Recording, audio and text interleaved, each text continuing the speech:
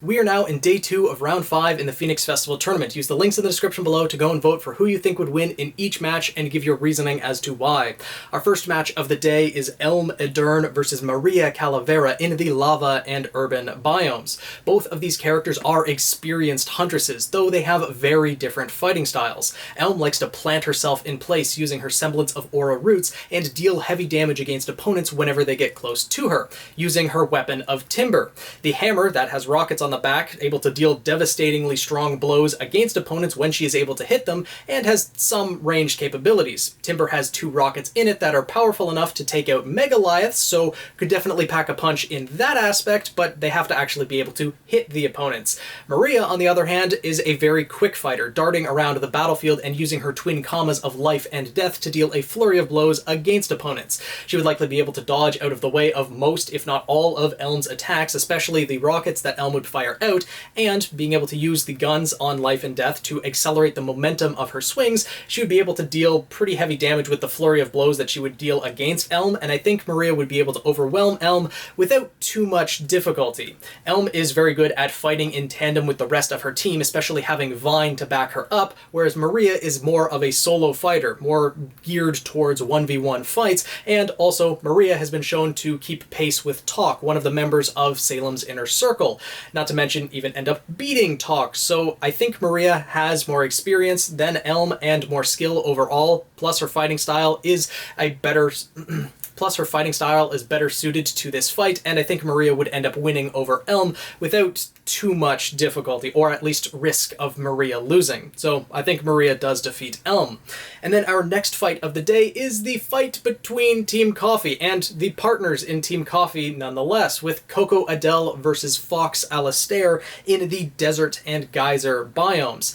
This one would be a bit of an interesting fight depending on how it played out. Coco would be able to fight against Fox close range. If she's able to stay at long range, she definitely has the advantage fighting with her Gianduja, her Gatling gun that could fire out a spray of bullets, and would be a lot for Fox to keep up with. He doesn't really have too much to be able to block that flurry of bullets. He does have his sharp retribution, the Tonfa blades on his arms, but I don't think swinging those around would be enough to block all of those bullets. So he would have to run for cover, and the Desert and Geyser biome doesn't really give him much to hide for cover, though Fox is a quicker fighter than Coco.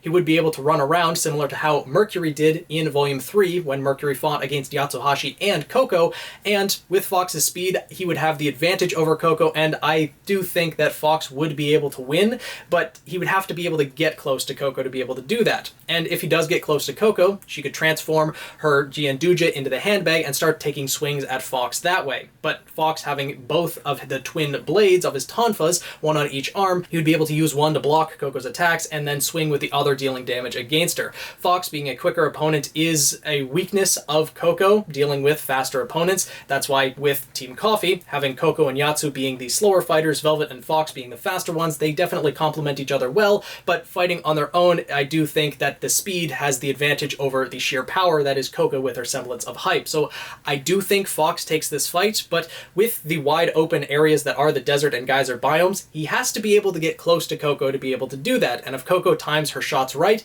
she could definitely win this as well. So let me know what your thoughts are in the comments below.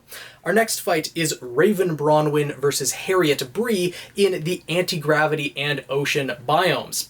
This one, definitely I feel like a lot of people are going to give the advantage to Raven right out of the gate. Raven, I would argue, is more experienced and does have the advantage in this fight, but Harriet, I could see overwhelming Raven in a number of different scenarios. Harriet is definitely faster with her semblance of speed, and with the fast knuckles, whenever Raven pulls out one of her dust blades, Harriet could easily just punch it and shatter it. Not to mention, Raven's semblance of Kindred Link would not be a factor in this fight, as she has no one on the battlefield that she can form that link to. So I could see Harriet being able to take out Raven with her speed and being able to shatter the blades that Raven draws whenever she draws them. But the thing is, if Raven is able to get out one of the blades and use the dust to her advantage, then I don't think Harriet would have much of a chance to get close. Using the ice dust to slip Harriet up if she ever decides to, I don't know, accelerate very fast, having ice on the ground, making it very slick, would be a little bit problematic. Not to mention, I could see Raven using the anti-gravity biome to her advantage and being able to dodge around. Harriet, although she is able to jump around very quickly, wouldn't be able to move as quickly having to jump around rather than just a straight line having to run.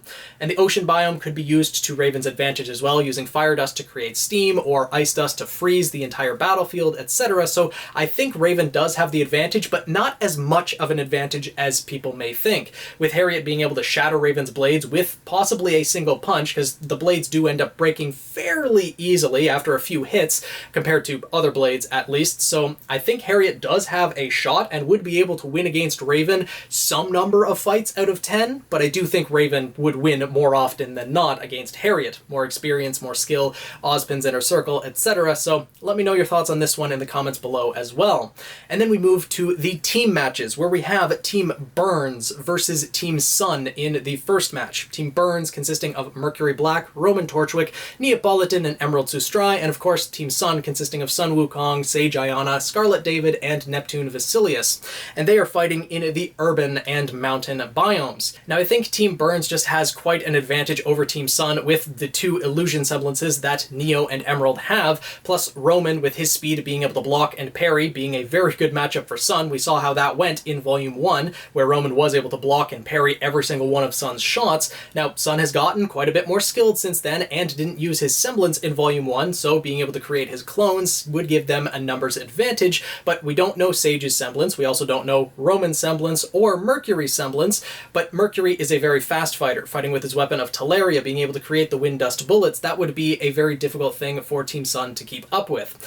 Scarlet's semblance of gliding wouldn't really be much of a factor, and same with Neptune's semblance of water attraction. So Team Sun would really only be fighting with their weapons, and Sun's semblance of Via Sun, which drains his aura very quickly and requires a lot of focus for him to be able to control these clones and fight alongside them. Whereas Team Burns has a lot of fast-paced fighters. Of course, Mercury being the assassin, and probably one of the faster characters in RWBY, being able to run around really quickly. As I mentioned, use his weapon of Teleria, Roman with his blocking ability, Neo being able to use an opponent's momentum against them. I could see her just toying with Sage and being able to knock him out fairly easily. Not to mention, if she fought against any of the other members, she would end up winning in pretty much any of the situations. And Emerald with her twin commas and semblance of illusions, she could stay back and use her semblance to disorient any member of Team Sun, especially if Sun decided to use his semblance and create those clones. If Emerald disoriented him and had him attack his clones at something that wasn't actually there, then that would just drain his aura very quickly, and I think Team Burns just wins this one in pretty much every way that it could match up, as Team Burns does have a lot of skill compared to Team Sun. And then we move into our second match, which is Team Ashbury versus Team Juniper. Team Ashbury consisting of Ilya Amatola, Sienna Khan, Gira, and Kali Belladonna, and of course Team Juniper consisting of Jean Arc, Nora Valkyrie, Pyrrha Nikos, and Lai Ren. And they are fighting in the anti-gravity and forest biomes. This match, I think, would be a little bit closer than people would give it credit for as well. Sienna Khan and Gira Belladonna are the most skilled members of Team Ashbury, both being leaders of the White Fang at different times, Ilya being one of the main enforcers of the White Fang at one point. Kali, unfortunately, doesn't really have that much fighting capability, but I could see this matching up a number of different ways. I do think that Pyrrha versus Sienna would be an extremely interesting fight to see. Pyrrha would be able to use her polarity to manipulate Sienna's Cerberus Whip and possibly prevent her from dealing damage, so that could be an interesting matchup. Sienna's speed would be able to move out of the way, or at least keep up with Pyrrha when she's attacking her, though she wouldn't have that much to defend. Pyrrha would never be able to disarm Sienna, though, because with the Cerberus Whip being wrapped around Sienna's arm at times and attached to her arm, I don't think she'd ever, have the Cerberus Whip taken away from her. Not to mention, Cerberus Whip is a light weapon. Pyrrha would have to put a lot of force into the magnetism to be able to force that backwards and have Sienna lose control. So I don't think Pyrrha would ever be able to have Sienna lose control like that. Gira, with being a hand-to-hand fighter, fighting with his claws, his faunus trait, Pyrrha wouldn't be able to affect him either, so there would be some good ways where this could match up, where Pyrrha's semblance wouldn't be a key factor in this fight. With Ilya, though, I don't think she is as skilled as any of the members of Team Juniper, especially now with Volume 7, all of them having having training. Nora does have the strength to knock out Gira if she is able to get charged up, but she would have to use the lightning dust that is stored within her Magnehild. Zhang did face Gira in an earlier match in the singles category of the Phoenix Festival tournament, and Zhang came out the victor. So there are characters on Team Juniper that would be able to take on Gira and knock him out, and I could see Ren's speed being able to keep up with Ilya, Pyrrha having to take on Sienna because of her speed and the way that the fight would work, because I think Sienna would be able to pick away at Ren's aura, be able to defeat him or Nora, so I think Pyrrha or Zhang would have to take on Sienna, and that would be an interesting way to go. Zhang with his aura recovery, Sienna with her Cerberus Whip being able to power herself up based on the amount of aura that people around her have lost, so as more of the rest of her team gets knocked out or more of Team Juniper has their aura reduced, her power would increase and cause a little bit of a problem for Team Juniper. I do see Team Juniper winning this fight though, but it wouldn't be an easy fight for them to win. Sienna would give them a lot of trouble, and Pyrrha wouldn't be able to use her semblance of polarity as much as she would in previous fights to disrupt her opponents and cause them to not be able to hit anything in battle. So this would be a fun fight to see play out, especially seeing Pyrrha versus Sienna, but Team Juniper would win overall in my opinion.